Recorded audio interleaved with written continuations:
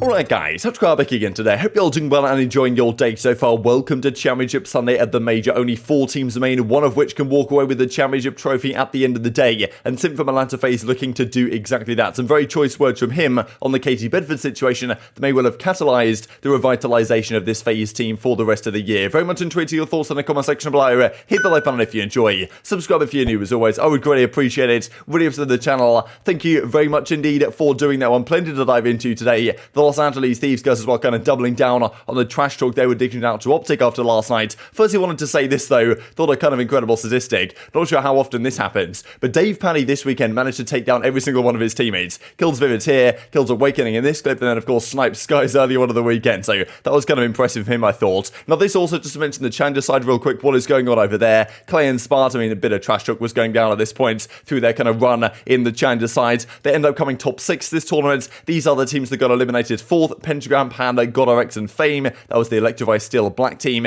Clay's team also came top 6, as did Sensor's team. So Clay and Sensor, despite of course playing each other early in the weekends and Doug getting the better of them, both teams finished top 6 at the end of the day. These are then the 3 teams remaining in the weekend. So one of these, of course, will walk away with the Challengers Open Championship. 2 of which were in the winners finals. Assault, Welly, Noisy, and Exceed. They've been looking rather good. And then MajorManiak, Neptune, and Co. They're also there in the winners finals. And then Ultra Academy North America sitting in losers finals. Right. So these guys certainly a scary force. They can certainly win this one, but I'm excited to see how the rest of the weekend turns out for them. This also from Clay, thought it was kind of cool to see how he was, pretty hyped and enjoying his experience here, back playing Call of Duty on a competitive level. Even though we got a pretty disappointing result, I really enjoyed the support and love you guys showed me this weekend. And also said this, honestly though, felt good to play a real tournament again. Get this CDL format changed ASAP, right? Enjoying the fact that playing all these matches in a day, just the way it kind of works down there with the Challengers pit, can be pretty fun as well. And wanting maybe, some more opportunities for Challengers players, open events, do kind of mix with the CDL as we had at the Prime Classic, for example. Who knows next year what they're going to decide to do.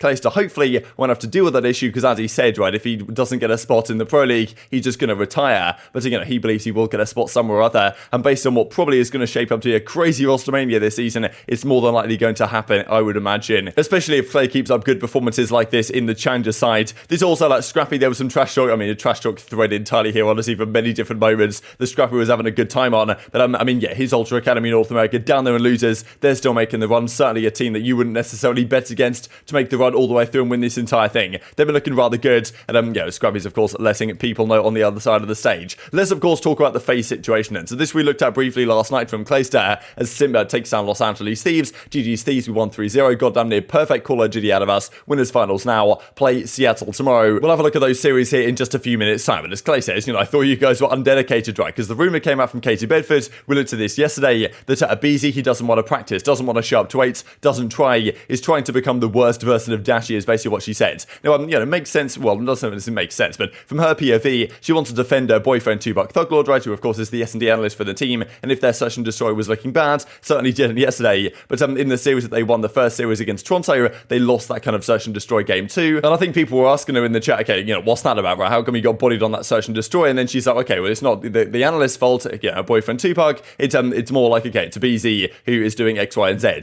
Now, seemingly, this doesn't look great from all angles. We, of course, looked at it yesterday, but mainly it does put some heat onto aBeZy, right? Okay, hang on a second here. aBeZy, do you really want to win? What's your work ethic like this year? How is it really looking behind the scenes? And seemingly, since those words have been said from KT, yesterday it was Simp, especially, and aBeZy to a secondary degree, that really turned up to a new level. And Simp has a few words to say on this as well, actually, effectively saying, look, unless you're involved, if you're talking to 2Buck, then okay, you're going to understand maybe a little bit, but you don't really know what's going on. People should just keep their mouths shut. Effectively saying, KT, you've got no idea what you're on about. Just shut up and we'll do our talking on the server. You know, Alex, people say Alex, he's the worst one on the team. All of us have a role on our team, so he plays that role to his best, in my opinion. So, there's nothing bad about Alex. I feel like people just hate, obviously they just love to hate, so. Yeah, people have to scapegoat people, and, unless you're involved, you don't really know what's going on, so people should keep their mouths shut.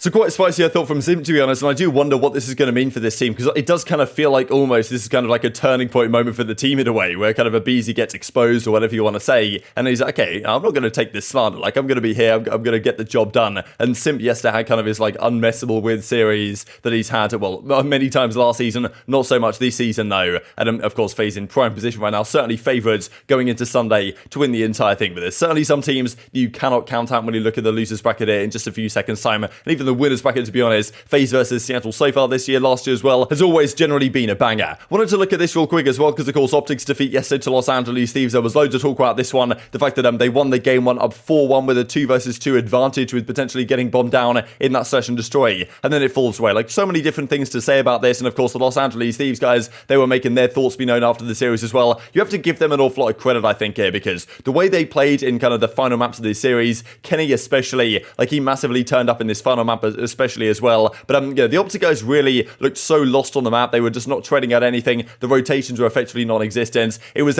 almost vintage OpTic in a way. We've seen this many times before from OpTic teams where they lose in just remarkable fashions. And it also must be said as well that I think Envoy, his record against Scump on LAN is actually really good. I think he was like 3-0 against Scump back in Black Ops 4, and then this year I think he's even on LAN, if we think just purely on LAN, because the Prime Classic, or the Kickoff Classic actually is what it was as well, when they beat them at the start of the year. He definitely has a positive record against Scump yet again, right? So there's kind of that argument to keep an eye on. And here we go from Drazah, right? You got to respect this from Drazah. This guy just does not care, scared of that, because of course the whole thing was, and it's kind of funny in a way how the weekend had worked out for OpTic, in that all the talk was that Florida and Los Angeles Thieves were both trying to throw that tiebreaker so they wouldn't have to play OpTic, and then the two teams that OpTic lose to on the weekends are none other than Florida and the Los Angeles Thieves. The only teams OpTic beat this weekend were teams that started and losers, LAG and London. Not that impressive of victories, I suppose, and you know, they probably should have, they probably will think they should have beaten Los Angeles Thieves in this series, had all the advantages, threw it away, and Thieves were able to massively capitalize, right? So yeah, the fact that really, like, Dashi falls off the map, and of course, like, he falls off the map, that really should, and I think for some teams, that's, and for example, like a Toronto Ultra or some other teams that maybe have more composure or whatever, like, that's not going to cause them too much of an issue. We saw, I think, in the series yesterday, Toronto versus Florida, when Vivid got effectively a 1 versus 3 ace in round 3, and they went down 2-1. Like, you know, if that's OpTic in that situation, I do wonder whether that kind of, oh wow, we threw that round away, whether that keeps in their head for a few rounds to come. Toronto just put it aside, and they just dominate the rest of the map. And some teams are capable of doing that, some teams are certainly not capable of doing that. And, you know, it's kind of Envoy saying right here, like, Ken was moving different, teammates are filthy. Drazah saying as well, like, why would we be scared of that, right? If they've still got that potential, and that's maybe kind of the idea of maybe having Illy in the team, and this is what Rambo's been talking about, then in those situations, maybe a guy like Illy in the lobby there, in the kind of team speak, is going to be able to calm these guys down and get them in the right headspace so that it doesn't spiral out of control, because them losing that one round when Dashi falls off, that spirals into them losing map 2, and that then spirals into them losing the rest of the series, I think. So it all kind of stemmed from that one moment, but yeah, certainly if you're OpTic, you've got to think, okay, how do we even possibly let that happen, right? And of course, Octane was taking the mick effectively by tweeting this one out, because this is Dashi's tweet that he did during the whole tiebreaker shenanigans, where it seemed like Thieves were trying to throw to avoid OpTic. Then when they actually play them anyway, Octane comes out with this one, and even he says, you know, got to return a little bit of what I get. So they move on to Championship Sunday. Like, as I say, plenty to talk about there. I'm sure the OpTic guys might well give some more insight over the coming days as well, because we didn't really get too much on Twitter last night. As Dashi says, bad series out of me, I'll be better next time. It was a good series out of Dashi until the moment that might well live on in infamy for quite some time. GG to the Thieves. Good luck to the remaining teams left in the bracket. 4, of course, do remain.